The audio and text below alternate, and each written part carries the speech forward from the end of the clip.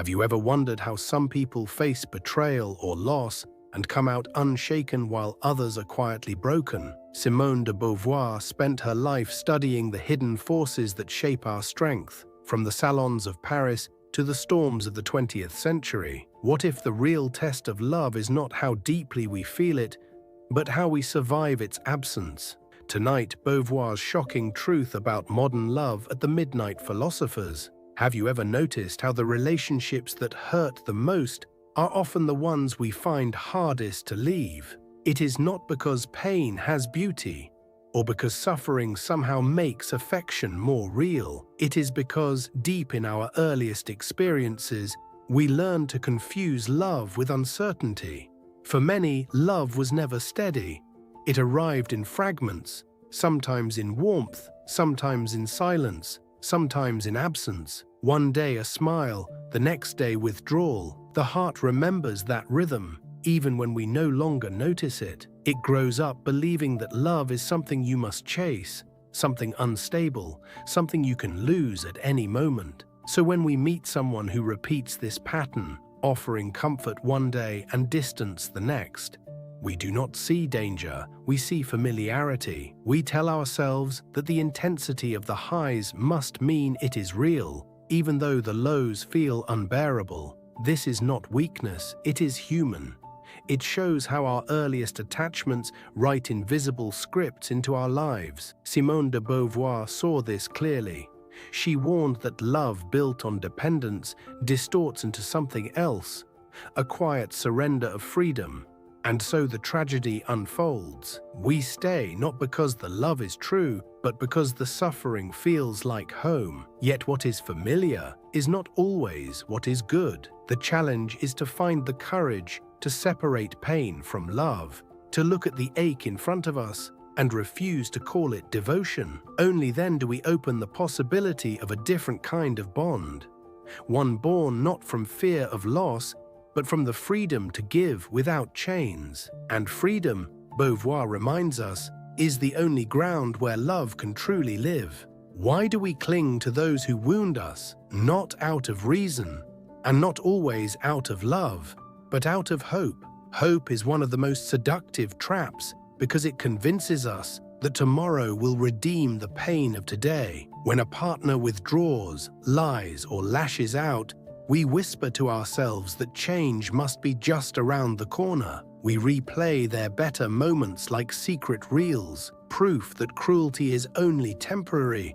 and kindness is the truth beneath it all. And so we endure, not because the present is bearable, but because the future we imagine seems worth the suffering. But this is not loyalty. It is a form of gambling. Each insult or silence becomes another coin on the table, waiting for tenderness to return. Simone de Beauvoir warned that people, and women especially, have been taught to endure in the name of love, to fold their lives around the faint possibility of transformation. But possibility is not reality. The person who harms you today while promising to change tomorrow is not a future you can trust. And yet, hope chains us, because it feels easier than grief, easier than admitting that what we wanted may never come. This is the seduction of hope.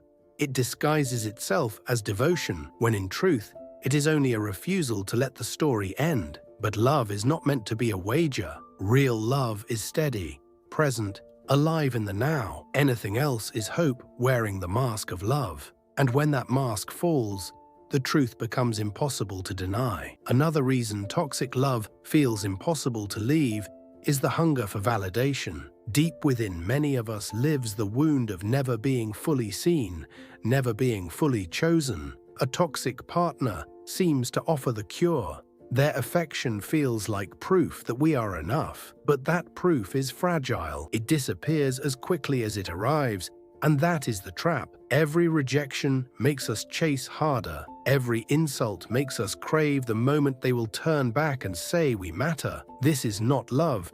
It is captivity disguised as care. Beauvoir saw this with clarity. When love becomes the measure of our worth, it is no longer love, it is servitude. And still, we whisper to ourselves that if we wait a little longer, try harder, give more, They will finally give us the validation we crave, but each compromise only tightens the chains. What we do not see is that no one outside us can resolve that hunger. The validation we seek will always vanish because its source is broken from the start. To remain in such a bond is to live inside an invisible prison with walls made of our own longing.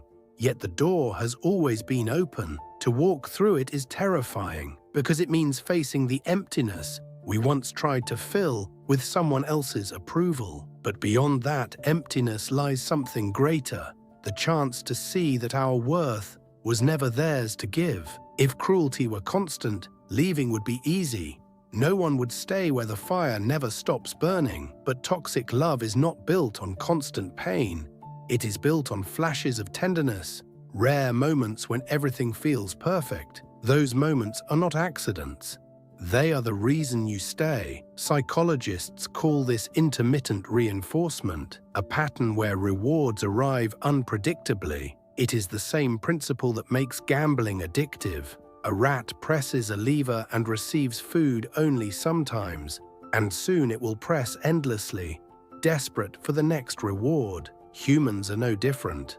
When a partner wounds you 9 times but offers love the 10th, your mind locks onto that single moment. You tell yourself it reveals their true self, that the cruelty is only noise around the affection that must still exist. But this is illusion. What you are clinging to is not love, but the hope of it. And hope delivered unpredictably is more binding than certainty. It trains you to accept less, to wait longer, to silence your needs. Simone de Beauvoir would see this as love's most dangerous distortion, the way it can turn devotion into obedience, a quiet surrender of freedom. The tragedy is not only what is done to you, but how you begin to do it to yourself, lowering your standards until scraps feel like a feast. The true challenge is not walking away from a person, but breaking the pattern that convinced you suffering is the price of love. Perhaps you have felt it, that quiet, creeping doubt that makes you wonder if you are the problem,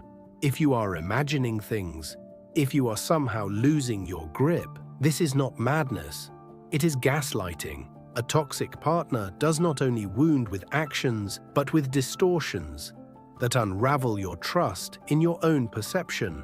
You confront them with a contradiction, and they tell you that you misunderstood. You notice a lie, and they say it never happened. Slowly the ground shifts beneath you. What was once clear becomes blurred. What was once certain becomes uncertain. And when you no longer trust yourself, you begin to lean on them for definition, for reality, for truth. That is how the prison is built, not with walls, but with confusion. Simone de Beauvoir wrote that oppression begins in the mind.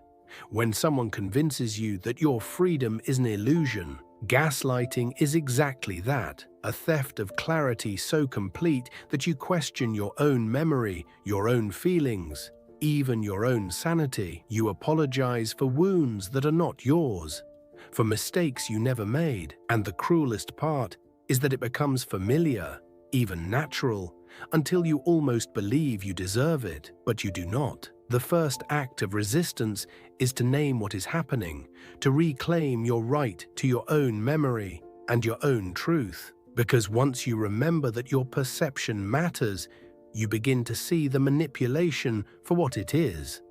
And when you see clearly, the cage no longer holds the same power. One of the strongest chains in a destructive relationship is not love and not even hope, but the fear of being alone. From childhood, we are told that solitude is a failure, that to be without someone is to be incomplete. Stories end with lovers united, never with someone walking away into silence.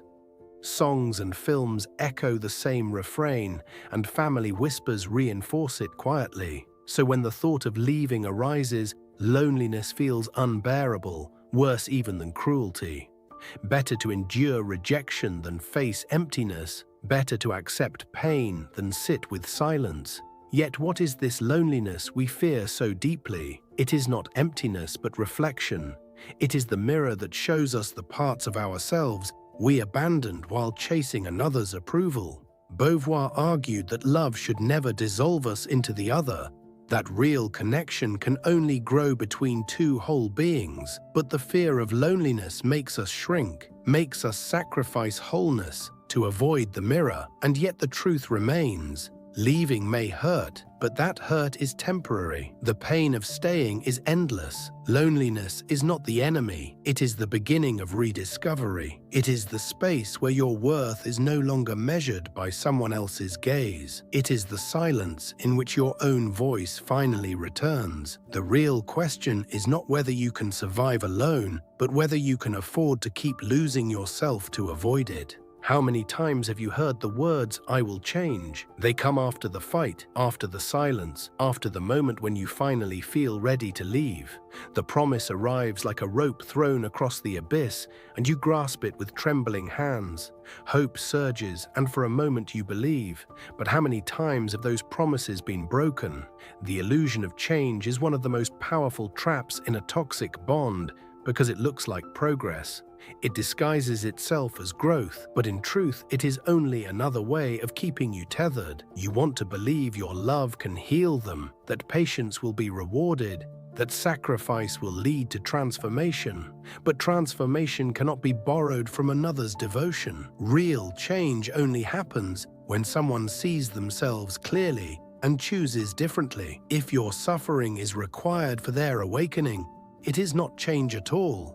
It is control. Beauvoir warned that love becomes corrupted when it demands sacrifice as proof, and this is what the illusion of change always asks of you. More waiting, more endurance, more of yourself, and in return, you receive only another cycle, another disappointment. The more you wait for their transformation, the more your own identity dissolves. What if the only true change needed is in you? The decision to stop waiting, to stop believing, to step into a life where your worth is not conditional on someone else's empty promises. Toxic love does more than wound. It erodes, slowly, piece by piece. You forget who you were before it began. Your preferences, your laughter, your confidence fade under the weight of someone else's judgment. You start to see yourself through their eyes, shrinking whenever they disapprove, glowing only when they grant approval. Over time, you forget the sound of your own voice. You become smaller, less certain,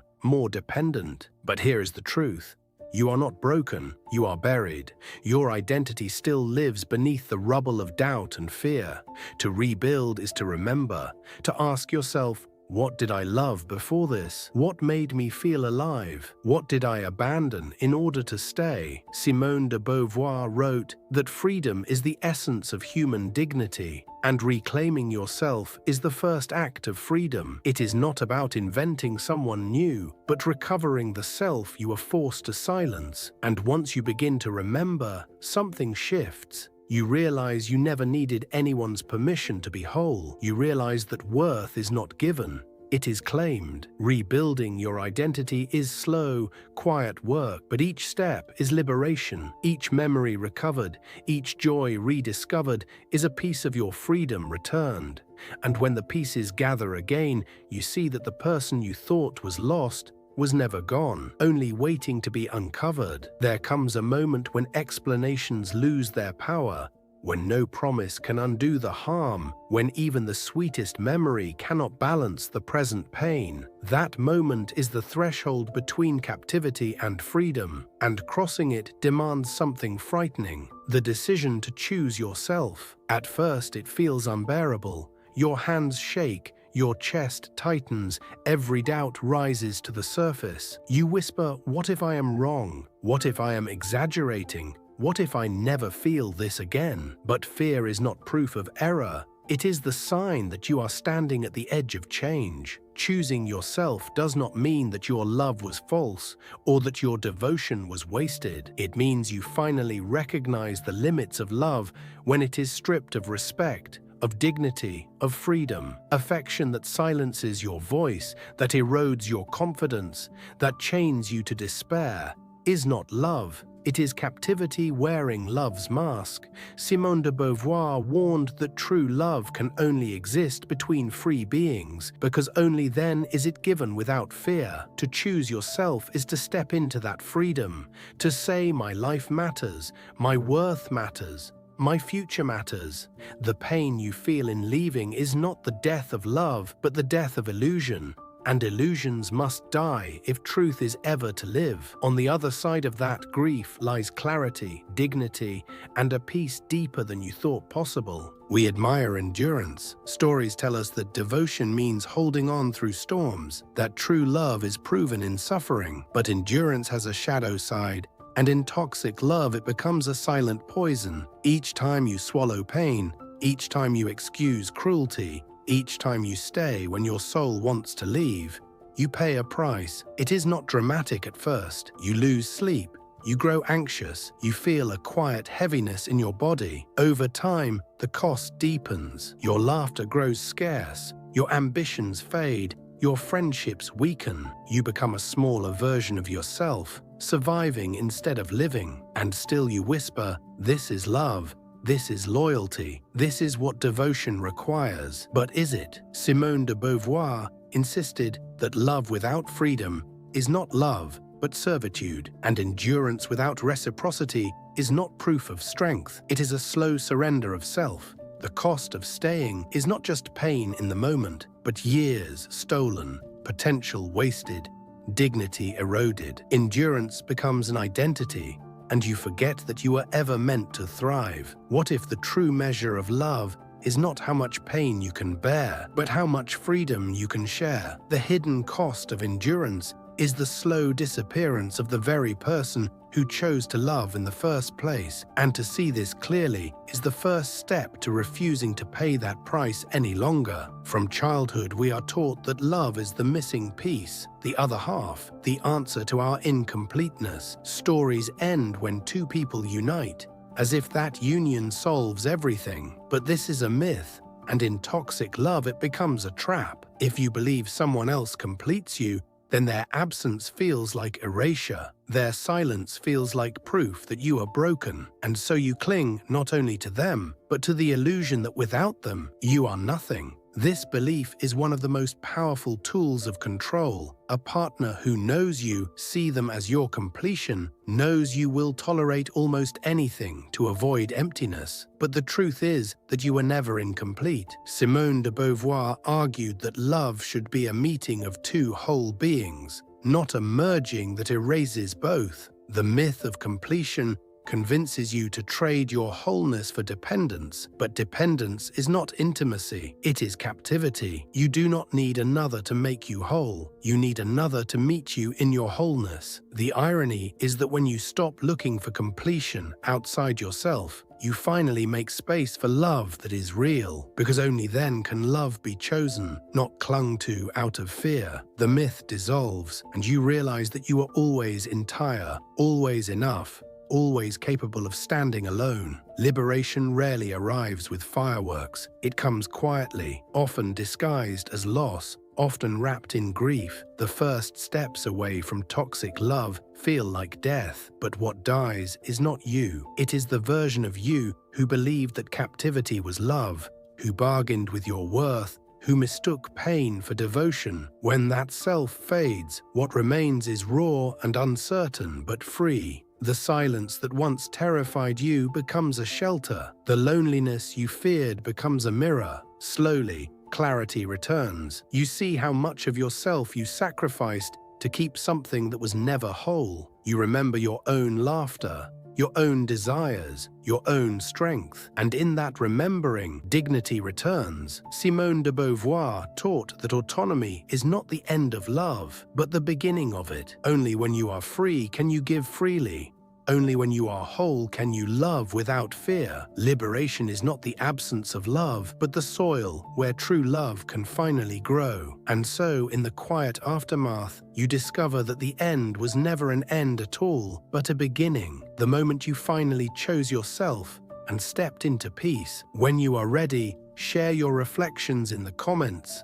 Leave a quiet sign of presence with a like, and subscribe so we can keep walking together through the questions that shape a life at the Midnight Philosophers.